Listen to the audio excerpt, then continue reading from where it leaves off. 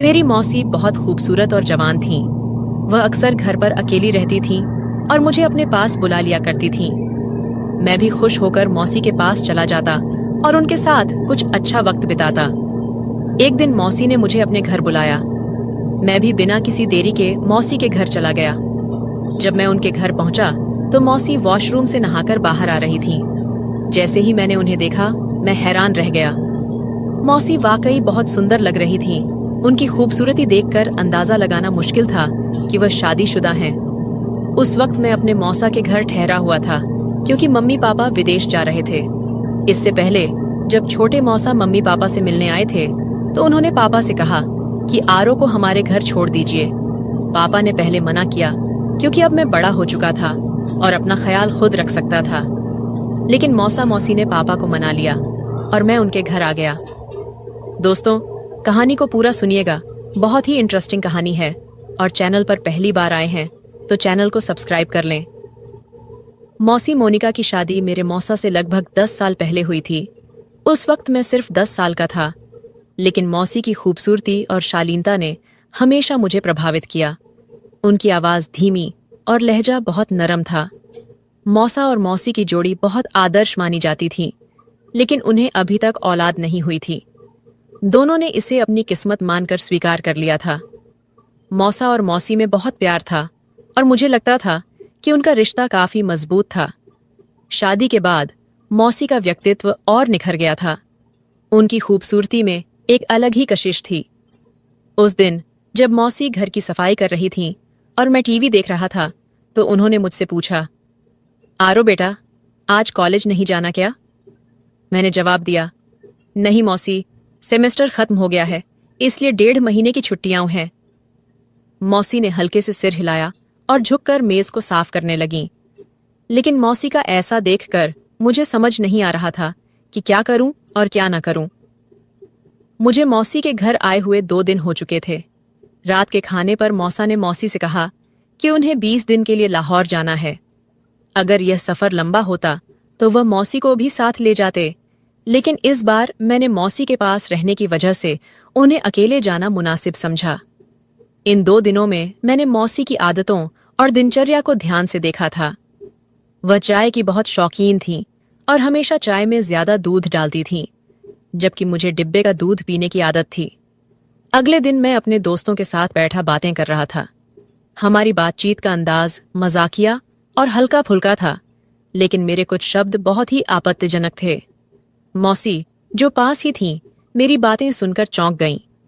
उन्होंने मुझे आवाज देकर अपनी मौजूदगी का एहसास दिलाने की कोशिश की, लेकिन तेज म्यूजिक की वजह से मैं कुछ सुन नहीं पाया। मौसी थोड़ी देर मेरी बातें सुनती रहीं और फिर चुपचाप अपने कमरे में चली गईं। शाम को जब मैं दोस्तों के साथ बाहर जाने के लिए निकला तो मौसी को बताने उनके कमरे की तरफ गया। उस वक्त मेरे मन में कुछ खास नहीं था। वापस आकर मैं अपने कमरे में बेड पर लेट गया। थोड़ी देर बाद मैंने कहा, मुझे चाय चाहिए मौसी।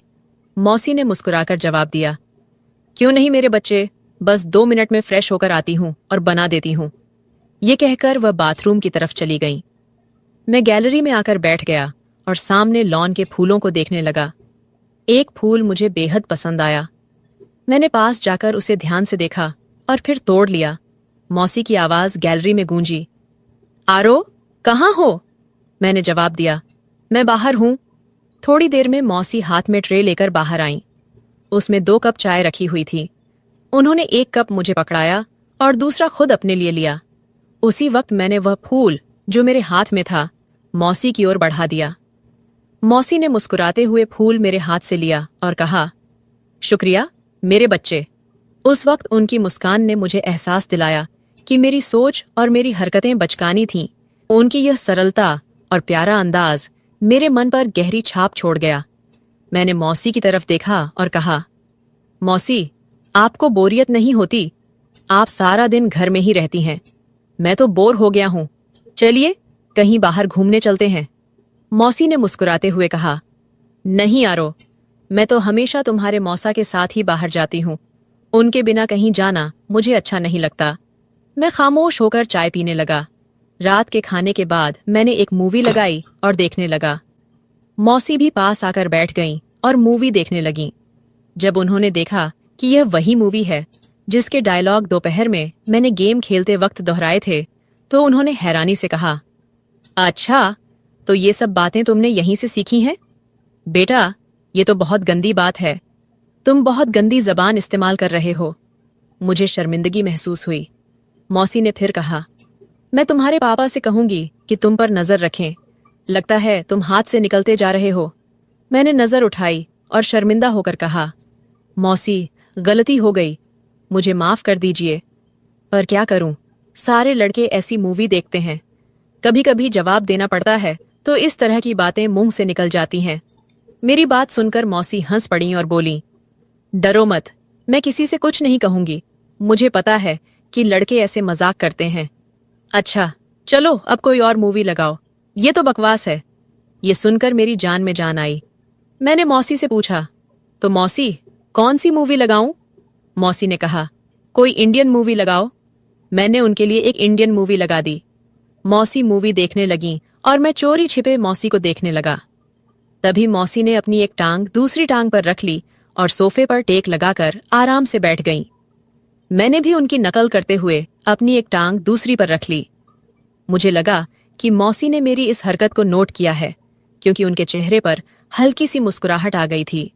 मैं भी मौसी की तरह सोफे के दूसरे कोने पर बैठा हुआ था। थोड़ी देर बाद मौसी ने मुस्कुराते हुए अपनी पोजीशन बदली। मैंने भी उन्हें देखकर अपनी पोजीशन बदल ली। मौसी हंस पड़ी और बोली, आरो, तुम मेरी नकल कर रहे हो। मौसी की हंसी सुनकर मैं भी मुस्कुरा दिया। उनका यह हल्का फुल्का मजाक मेरे दिन का सबसे अच्छा पल बन गया। मैंने उनकी तरफ देखकर सिर हिलाया तो मौसी ने हल्का सा गुस्सा करते हुए कहा, तुम मुझे क्यों तंग कर रहे हो? मैंने मुस्कुराकर जवाब दिया, आपको तंग करना मुझे अच्छा लगता है। मौसी ने हैरानी से पूछा, क्यों? मैंने फौरन कहा, कितने दिन हो गए हैं, न किसी से डांट खाई है, न किसी ने जूते मारे। ऊपर से आप बहुत बोरिंग हो। मेरी बात सुनकर उनके माथे पर हल्की सी शिकन आई। उन्होंने कहा, आरो, क्या मैं सच में बोरिंग हूं? मैंने मजाक में जवाब दिया, पता नहीं, लेकिन अकेले रहकर मेरा क्या होगा, ये सोचकर डर लगता है। मौसी मुस्कुराई और बोली, तुम्हें मार खानी है तो मैं देती हूं। वह मुझे अब भी मासूम और शरारती बच्चा समझ रही थीं, और ये मेरे लिए फायदेमंद था। शायद इन्हीं फिजूल बातों के चलते मौसी और मैं अच्छे दोस्त बन गए। रात करीब 11 बजे मौसी के मोबाइल पर मौसा का फोन आया। वह फोन उठाकर अपने कमरे में चली गईं। मैंने कुछ देर मूवी देखी और फिर टीवी बंद करके अपने कमरे की तरफ जाने लगा। तभी मौसी के कमरे से उनकी आवाज सुनाई दी, आपको बहुत मिस कर रही हूं, पता नहीं ये दिन कैसे कटेंगे। दूसरी तरफ से क्या कहा गया ये तो नहीं पता, लेकिन मौसी की यह बात मेरे लिए किसी सरप्राइज से कम नहीं थी। अगले दिन सुबह मैं जल्दी उठ गया। फ्रेश होकर मैं किचन में गया, लेकिन वहां कोई नहीं था। मैंने सोचा कि मौसी अभी सो रही होंगी। उनके कमरे की तरफ देखा तो दरवाजा बंद था। मैंने खुद के लिए चाय बनाई, स्लाइस गर्म किए और मेज पर बैठकर नाश्ता करने लगा। थोड़ी देर बाद मौसी के कमरे का दरवाजा खुला। वह बाहर निकली और मुझे देखकर थोड़ा सा शर्मिंदा होकर बोली, रात को नींद नहीं आई, बहुत देर से सोई थी, इसलिए सुबह जल्दी नहीं उठ सकी। मैंने मुस्कुराकर कहा, कोई बात नहीं, आपको नाश्ता करना है? चलिए, आज आपका नाश्ता मैं बना देता हूं। मौसी हंस पड़ी और बोली, तुम और नाश्ता? क्या बात है? मैंने कहा, पहले आप फ्रेश हो आइए, फिर देखते हैं। मौसी मुस्कुराई, सिर हिलाया और दोबारा अपने कमरे में चली गईं। मैंने आवाज लगाई, मौसी, आपको नाश्ते में क्या पसंद है? मौसी ने हंसते हुए कहा, तुम जो भी बनाओगे मैं खुशी से खा लूंगी। मैंने सिर झुकाकर कहा, जैसे आपकी मर्जी, और फिर किचन की तरफ मुड़ गया। मैं किचन में नाश्ता बनाकर लौटा और मौसी को आवाज दी।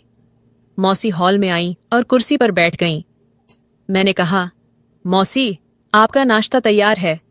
ट्रे को उनके सामने रख दिया। मौसी मेरी तरफ मुस्कुराते हुए देख रही थीं। उन्होंने मेरे सिर पर हाथ फेरा और प्यार से मेरे बालों को बिगाड़ दिया। मैंने उनके हाथ को पकड़ लिया और कहा, मौसी, आपने मेरे बालों का स्टाइल खराब कर दिया। मौसी ने हंसते हुए मेरे गाल पर हल्के से थप्पड़ मारा और कहा, कुछ नहीं हुआ, आराम से बैठो और नाश्ता करो। मौसी ने नाश्ता खत्म किया और मुस्कुराते हुए बोली, आरो, तुम्हारा बहुत शुक्रिया। चलो, आज से हम पक्की दोस्ती करते हैं। बहुत दिनों बाद इस तरह हंसी हूं और इतना अच्छा नाश्ता किया है। मैंने नकली गुस्से में मुंह बनाते हुए कहा, तो क्या मैं आपका दोस्त नहीं हूं मौसी? मौसी ने मेरे गाल पर चुटकी काटते हुए कहा, दोस्त हो पर कच्चे वाले। आज से पक्की दोस्ती करते हैं। मैंने गाल मलते हुए कहा, यार, आप आंटियों की तो ये बहुत गंदी आदत होती है, गाल ही लाल कर देती हैं। मौसी हंस पड़ी और फिर दोनों हाथ मेरे कानों की तरफ बढ़ाए। मैं भागने लगा। मौसी हंसते हुए मेरे पीछे भागी और बोली, रुको, तुम्हें मार लगाती हूं। मैं भागते भागते रुक गया और अपनी कमर पर हाथ रखकर सांस लेते हुए कहा, ठीक है। मौसी हंसते हुए पास आई और अचानक मेरे दोनों कानों पर चुटकी काट ली। मैंने रोने जैसी शक्ल बनाते हुए कहा, आपसे तो कोई प्यार की उम्मीद ही नहीं है, आप बहुत बेदर्द हैं। मौसी ने हंसते हुए मुझे देखा, जहां चुटकी काटी थी वहां प्यार से सहलाया और कहा, सॉरी यार। फिर उन्होंने कहा, अच्छा, मैं चेंज करके आती हूं, मार्केट से वह सामान ले आना है। मैंने कहा, ठीक है, मैं भी चेंज कर लेता हूं, शायद कोई लड़की मेरे जाल में फंस जाए और मेरे भी मजे हो जाएं। मौसी ने मुस्कुराते हुए मेरी कमर पर हल्का सा थप्पड़ मारा और कहा, आरो, थोड़ी तो शर्म करो। मैंने हैरानी से पूछा, शर्म किस बात की मौसी? मौसी बोली, अपनी इन तूफानी हरकतों से। मैंने हंसकर जवाब दिया, यार, जिंदगी में थोड़ा सा मजा भी होना चाहिए, वरना तो सारी उम्र आप मुझे किसी काम का नहीं छोड़ेंगी। आरो ने मजाक करते हुए कहा। मौसी को पहले तो उसकी बात समझ नहीं आई, लेकिन जब समझ में आई तो वह थोड़ी देर के लिए चुप हो गई। फिर अपने पांव से चप्पल उतारते हुए बोली, थोड़ी सी तो शर्म करो, आरो। आरो हंसते हुए अपने कमरे की ओर बढ़ा गया। थोड़ी देर बाद वह बाहर आया और सोफे पर बैठकर टीवी देखने लगा। कुछ समय बाद मौसी भी बाहर आ गईं। जब मौसी बाहर आईं तो आरो की नजरें उन्हें देखे बिना नहीं रह पाईं। मौसी सफेद रंग की कमीज और जीन्स में काफी आकर्षक लग रही थीं। आरो ने मजाक करते हुए कहा, मैं, क्या इरादा है? मौसी ने पहले अपने कपड़े देखे, फिर आरो को हैरान होकर पूछा, क्या हुआ? आरो ने दिल पर हाथ रखते हुए कहा, आपके दीवाने इस शहर में 1000 होंगे, लेकिन इतनी सुबह दुकान कौन खोलेगा? मौसी को अपनी गलती का एहसास हुआ और बोली, ठीक कह रहे हो। आरो ने कहा, जब आप बाहर निकलती होंगी तो लोग आपको ही देखेंगे। मौसी मुस्कुराते हुए बोली, आरो, थोड़ी शर्म करो, मैं तुम्हारी मौसी हूं। आरो ने सर झुकाकर कहा, ठीक है मौसी। तो मौसी हंस पड़ी। फिर वह पास बैठते हुए बोली, तुम फ्लर्ट करना नहीं छोड़ोगे ना? आरो ने मुस्कुराते हुए कहा, मैं फ्लर्ट नहीं कर रहा हूं मौसी। मौसी ने हंसते हुए कहा, माफ करना यार। और थोड़ी देर बाद मौसी ने पूछा, सच में तुम्हारी कोई गर्लफ्रेंड नहीं है? आरो ने जवाब दिया, कोई आप जैसी मिली नहीं, वरना उसे गर्लफ्रेंड क्या, अपनी लाइफ पार्टनर बना लेता, चाहे पापा को समझाना पड़ता। मौसी मुस्कुराते हुए बोली, मैं अच्छी लगती हूं तुम्हें?